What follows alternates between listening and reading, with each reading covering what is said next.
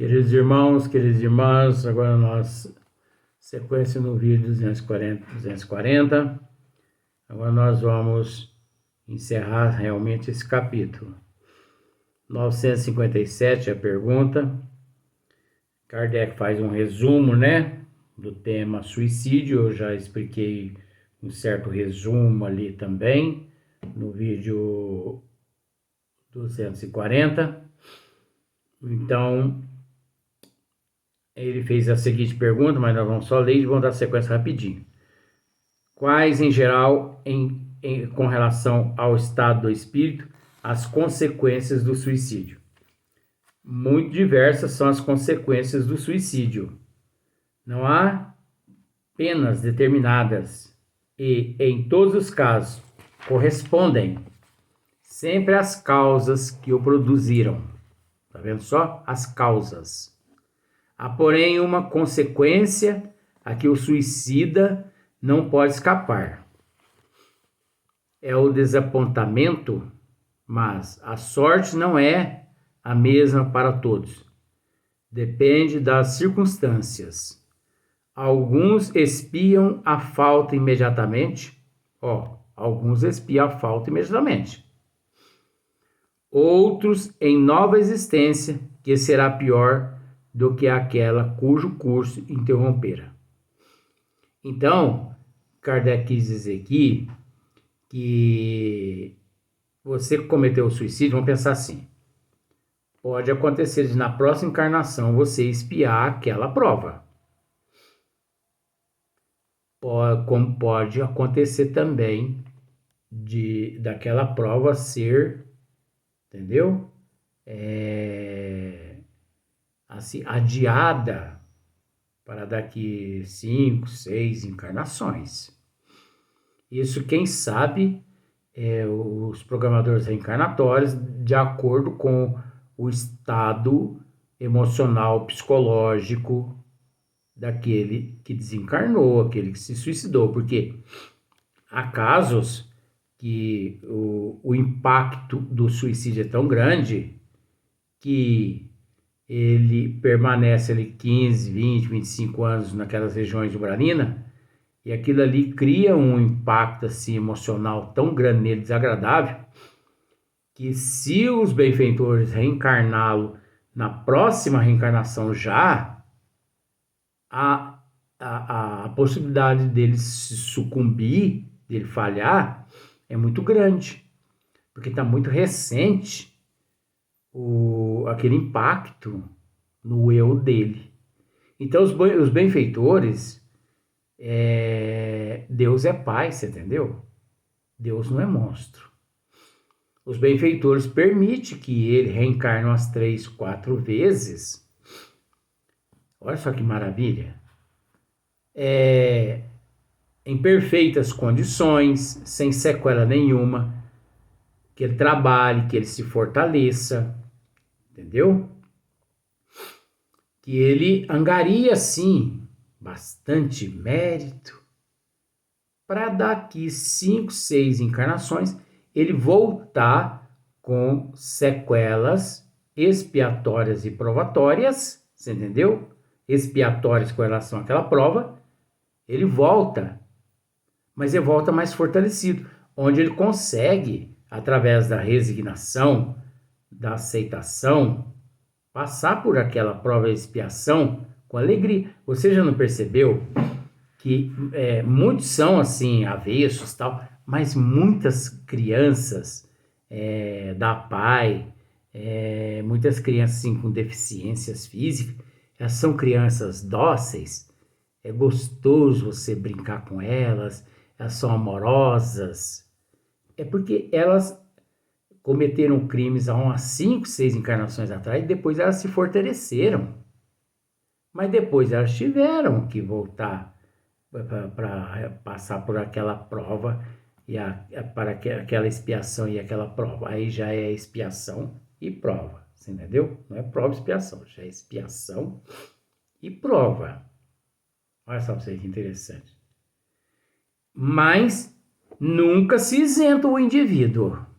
Cometeu, vai pagar, mais cedo ou mais tarde. A observação realmente mostra que os efeitos do suicídio não são idênticos. Ah, mas é lógico, né? A observação realmente mostra que os efeitos do suicídio não são idênticos, por causa não são idênticos, porque cada caso é um caso e o processo é muito relativo. Alguns há, porém, comum a todos os casos de morte violenta, e que são a consequência da interrupção brusca da vida. Há, primeiro, a persistência mais prolongada e tenaz do laço que une o espírito ao corpo, por estar quase sempre esse laço na plenitude da sua força no momento em que é partido. Ao passo que, no caso de morte natural, ele se enfraquece gradualmente e muitas vezes se desfaz antes que a vida se haja extinguido completamente, né? Então, é por isso que aquele que deixa o corpo através do desencarne natural, os laços, eles se desprendem naturalmente. Agora, aquele que se suicida, os laços ainda continuam ali, ligados, porque ainda não escoou o fluido vital. Ainda não escoou. E pelo fato do fluido vital, pelo fato do fluido vital ainda se encontrar presente, existe ali, em meio ao fluido vital, o fluido animalizado, que dá a impressão ao espírito de que ele ainda se encontra no corpo físico. É aí que mora o problema.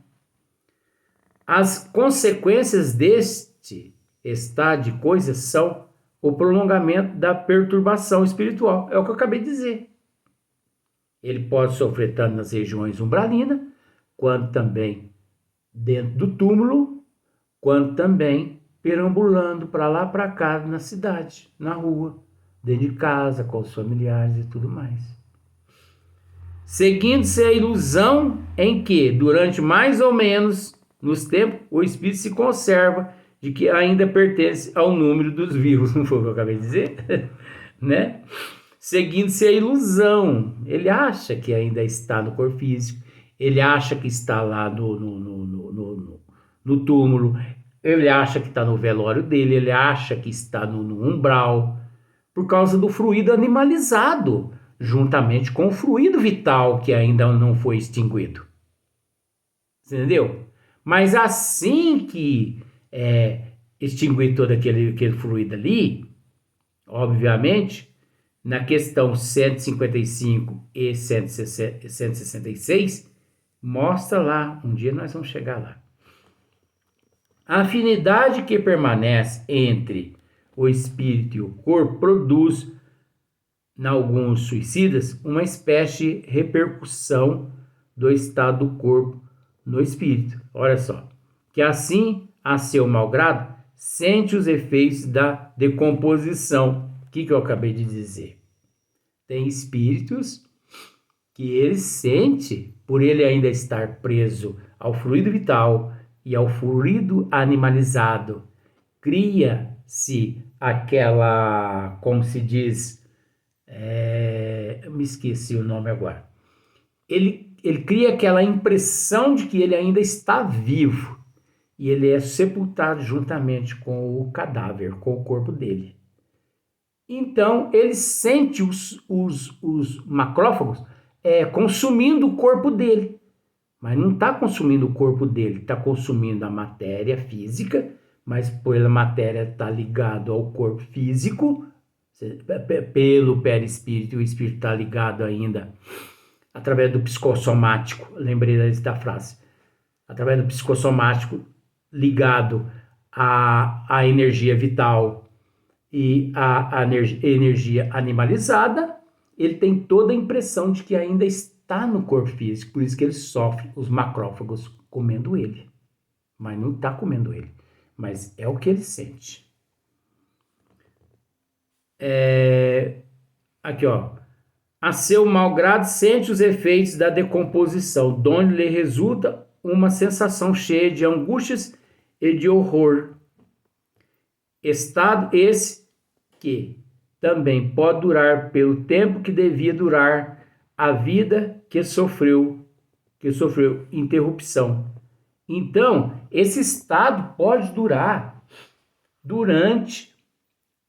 pode durar o tempo que ele levaria para viver aqui na Terra. Então, por exemplo, se ele se matou e se vê nessas condições, por exemplo, ele se mata aos 30 anos, aí ele tem uma programação reencarnatória para viver aqui até os 80 anos no corpo físico, ele vai viver lá embaixo do túmulo durante 50 anos.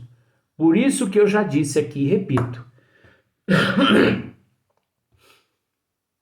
se as pessoas tivessem olhos para ver e ouvidos para ouvir, como eu tenho, quantos milhares de espíritos se encontram no cemitério de São Sebastião do Paraíso, preso aos túmulos, implorando para sair de dentro daqueles túmulos imaginários, aqueles caixões imaginários, que isso é imaginário, aqueles psicossomáticos, caixões psicossomáticos, corpos psicossomáticos, fluidos animalizados, que já faz 40, 50 anos que eles estão lá. São Sebastião do Paraíso está cheio. E as pessoas chegam ali, jogam a aguinha, esfrega e vão embora. Mas nós temos o que fazer? Oração. Lava, mas ora. Porque aqueles túmulos estão vazios, não, tá, gente? Ali eu vou dizer, em São Sebastião do Paraíso, uns 30% estão vazios. 70% os espíritos ainda estão ali ainda. É só você levar um espírita verdadeiro lá, que ele vai dizer para você quantos espíritos estão presos lá. Isso em todos os cemitérios do mundo. Porque isso faz parte da natureza evolutiva do espírito, que ainda não se evoluiu. Então é natural. Não é geral este efeito, mas em caso algum, o suicida fica isento das consequências da sua falta, de coragem. Então, o suicida nunca é isentado. Nem aquele caso de loucura no Evangelho que diz que salvo o louco que não tem conhecimento do que faz. Isso é simbólico. Sabe por que é simbólico? Porque quando ele retorna à pátria espiritual através do suicídio, os benfeitores o recolhem, porque ele está no estado de loucura, você entendeu? Obsessão e tudo mais. Reencarna ele mais umas 2, 3 vezes, deixa tudo como tá, entendeu? A hora que ele se recupera, ele chama, ele fala, Sebastião, vem aqui. Vem cá, Sebastião. Agora você sabe, há 3 encarnações atrás, você cometeu um suicídio quando você estava no estado de loucura. É. Bom, Sebastião, você não vai responder por aquele suicídio, não. Mas você vai nascer na próxima encarnação agora com certas sequelas pelo fato da encarnação anterior à loucura você ter desobedecido às leis divinas e ter assumido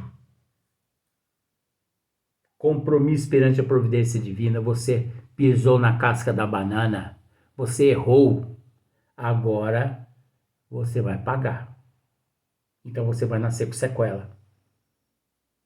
Então o que você cometeu lá naquela existência junta-se com o suicídio que você cometeu e você vai nascer com a sequela no corpo físico. Se a pessoa se suicidou em águas profundas nessa, ele vai voltar com bronquite, vai voltar com asma, com pneumonia, ele vai voltar com um diabo de coisas na parte da respiração. Mas é assim que funciona. E cedo ou tarde expia, de um modo ou de outro, a culpa em que incorreu. Assim é que certos espíritos, que foram muitos... Olha, eu detesto essa frase, mas eu tenho que ler. Eles colocam. Que foram muito desgraçados na Terra, disseram ter suicidado na existência precedente e submetido voluntariamente a novas provas para tentarem suportá-las com mais resignação. Em alguns, verifica-se uma espécie de ligação à matéria e que, inutilmente, procuram desembaraçar-se a fim de voarem para mundos melhores, cujos acessos, porém, se lhes conserva interdito. A maior parte interdito. A maior parte deles sofre o pesar de haver feito uma coisa inútil, pois que só decepções encontram. A religião, a moral, todas as filosofias condenam o suicídio como contrário às leis da natureza. Todas nos dizem, em princípio, que ninguém tem o direito de abreviar voluntariamente a vida. Entretanto, por que não se tem esse direito? E agora é? A religião, a moral, todas as filosofias condenam o suicídio como contrário às leis da natureza. Todas nos dizem, em princípio, que ninguém tem o direito de abreviar voluntariamente a vida. Entretanto, por que não se tem esse direito? Porque não é livre o homem de pôr termo ao seu sofrimento? Ao Espiritismo está reservado demonstrar pelo exemplo dos que sucumbiram que o suicídio não é uma falta. Não é uma falta. Somente por constituir infração de uma lei moral, considerada de pouco peso para certos indivíduos, mas também um ato estúpido, pois que nada ganha quem o pratica. Antes, o contrário, é o que se dá. Como Nolo ensina, não há teoria, porém, os fatos que ele nos põe sobre as vistas. Então, que os ensinamentos, as religiões, as filosofias, as ciências, que os ensinamentos, todas essas ensinam nada. Nada vezes nada. Então, já que não ensinam nada, devem calar a boca. Por isso que eu não admito essa frase quando, principalmente, alguns pseudos espíritas covardem dizem que quem comete suicídio é covarde. Covarde é quem diz. Covarde é quem diz. Que quem comete o suicídio não é covarde. Por que você não se colocou no lugar daquela pessoa? Esse é um processo natural da evolução perante aquele que naquela prova não conseguiu e se sucumbiu, podendo você estar entrelaçado àquele processo de responsabilidade ao qual, na hora que aquela pessoa mais necessitou, você virou as costas. E a questão do espiritismo, nesse sentido, o espiritismo, como sendo ciência, filosofia e religião, o espiritismo nunca foi a favor do suicídio, porque o suicídio não é a melhor solução. Nunca foi e nunca será a melhor solução. Mas o espiritismo entende que todo caso tem que ser tratado com muito carinho, com muito amor, com muito respeito. E quem está tratando com carinho e quem está tratando com amor essa enfermidade que existe na face da Terra, no seio do coração da humanidade? Quem está? O Espiritismo não incentiva ninguém a nada. Mas o Espiritismo é a única ciência no mundo